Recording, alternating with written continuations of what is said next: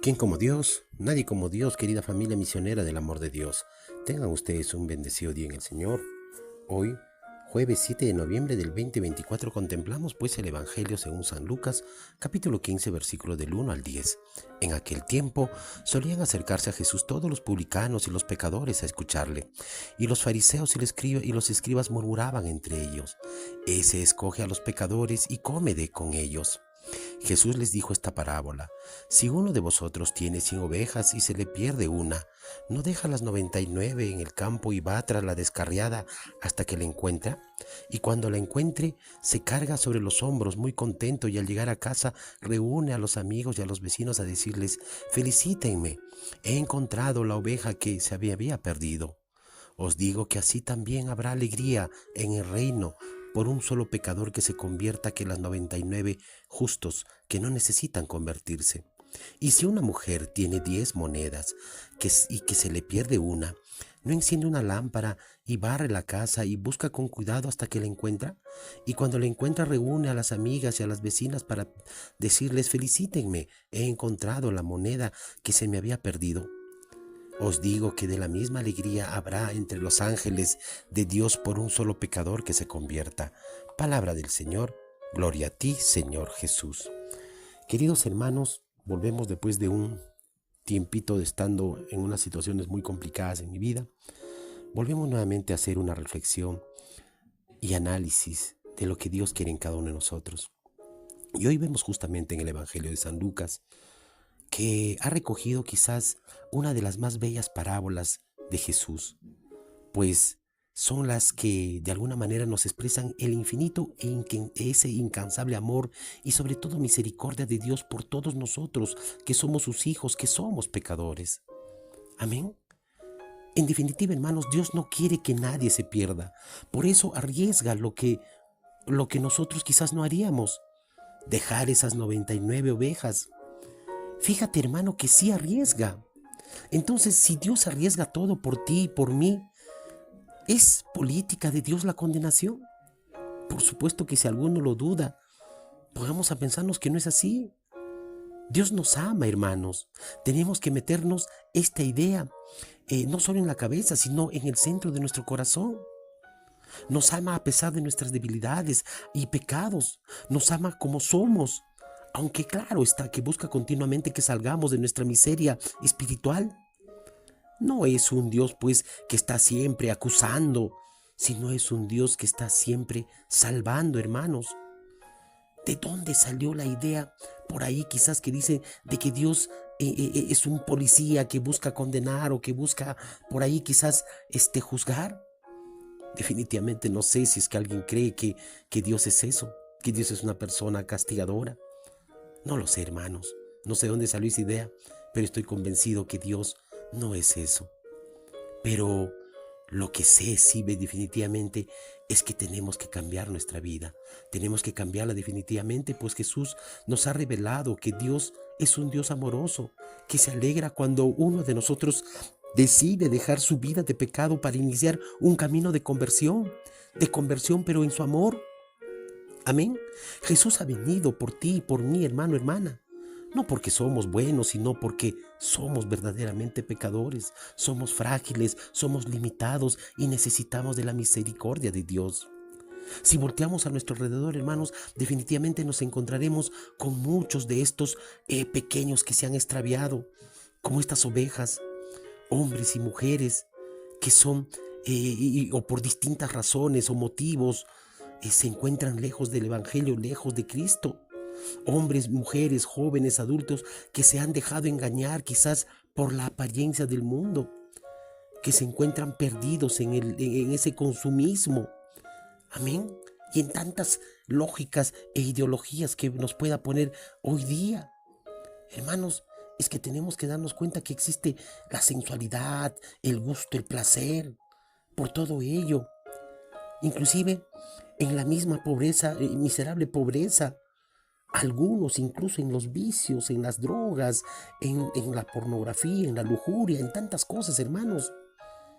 Son personas a las que les ha faltado pues por ahí alguien que los guiara, un pastor que evitara que por las presiones del mundo, por las presiones económicas, sociales o culturales, estos no se perdieran.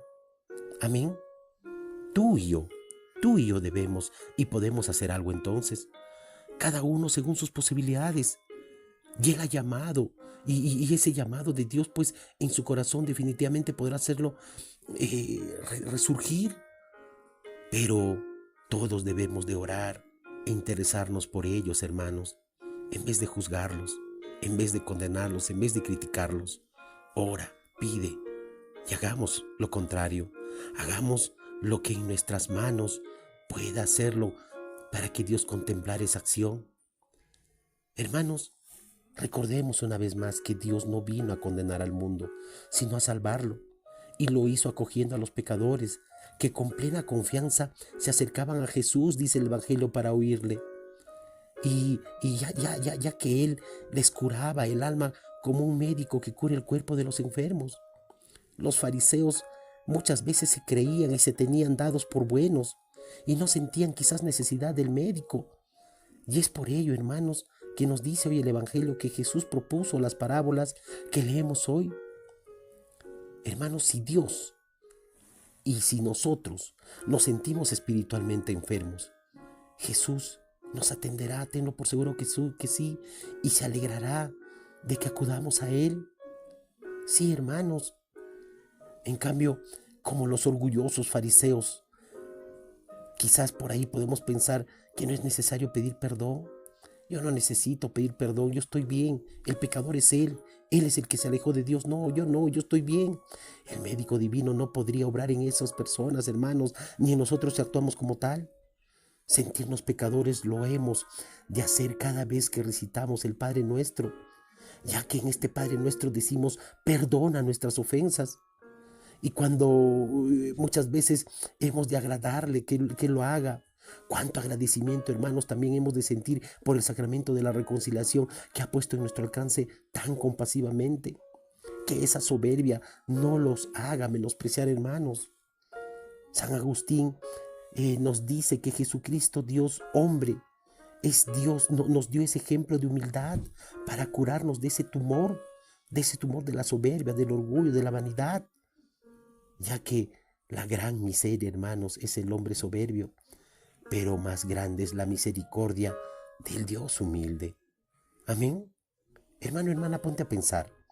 Ponte a pensar que si Dios es grande en amor y misericordia, en su compasión frente al que comete pecado o al que se equivoca, entonces tú y yo sí que tenemos grandes dificultades afectivos, emocionales y mentales para poder perdonar y ser misericordiosos con los demás. Muchas veces, hermanos, en las redes sociales, los escándalos, los ataques, la polarización política, la ideología de las sociedades, contemplamos también una guerra fría en nuestras familias y sobre todo en el seno del matrimonio y del hogar. Sí, hermanos, muchas veces esto nos demuestra pues la gran incapacidad para comprendernos, para tolerarnos, para ser pacientes y sobre todo misericordiosos unos con otros. No somos lo que Dios hizo, lo que Dios hace. Dios es grande en amor y misericordia. Y por eso estamos llamados nosotros, tú y yo, hermanos, a pedir perdón al Señor. Que nos dé ese don, la gracia, ese regalo de la misericordia para practicarla unos con otros. Tiene que ser esa misericordia que no puede estar paralizado en solo palabras, hermanos, sino traducirse con hechos concretos. Por ejemplo, hermanos, creo que es lo más importante que he podido ver en últimos tiempos es ser misericordioso con nuestra lengua. Sí, hermanos, ¿cuántas veces con la lengua hemos hablado de lo que no es verdad? ¿Cuántas veces hemos juzgado con dureza a otros? Sobre todo, sin escrúpulos, hemos llegado a la difamación y a la calumnia, replicando en las redes sociales y públicas lo que no es verdad. Y todo lo hacemos por ligereza, por prejuicios humanos, por incapacidad, por intereses políticos y personales. Amén. Hay una frase, hermanos, que la escuché en un sacerdote y creo que sería bueno que lo tengamos en cuenta. La frase dice esta: el que fácilmente juzga de otros, difícilmente se conoce a sí mismo. El que fácilmente juzga a otros, difícilmente se conoce a sí mismo. Hermanos, ¿cuánta verdad hay en esta frase?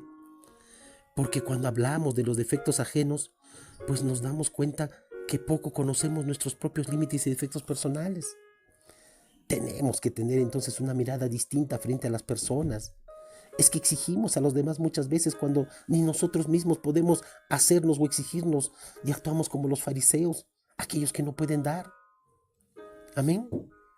Hermanos, hoy día digamos todavía que la lección de Jesús, eso de los fariseos, es ejemplar también para nosotros, para no hacerlo.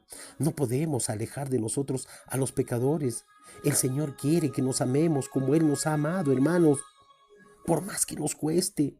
Y hemos de sentir el gran gozo cuando podamos llevar una oveja errante, esa perdida, y recobrarlo y traerlo a Dios. Si alguno o si algo tuvo nuestro Señor Jesús, fue ser misericordioso. Fue misericordioso con el pecador, con la prostituta, con el publicano. Fue misericordioso con el enfermo, con el sufriente. Fue misericordioso con el pequeño, ese despreciado por la sociedad. Estas son cosas que nos exigen en nosotros una mirada distinta y no juzgar y mirar humanamente. No decir estoy con Dios o con Cristo a mi modo, a mi manera, cuando después juzgas y criticas a esa persona que quizás no te ayudó. Una mirada al corazón, hermanos. Por eso tenemos que pedir a Dios, decirle en este momento: Señor, dame la gracia de mirar a aquella persona que me cuesta amar como tú, Señor, como tú amas. Y mirar como tú miras. Préstame tu corazón, amado Señor, para mirar con los ojos nuevos, con esos tus ojos, con esos ojos de misericordia. Y que los defectos, las limitaciones, las equivocaciones de los demás, en especial de mis más cercanos, pues sean vistos con tu amor. Y que yo no sea ese instrumento de juzgar, sino un instrumento de dar paz y misericordia como tú quieres que lo sea. Señor, dame lo que me pides y pídeme lo que quieras. Amén.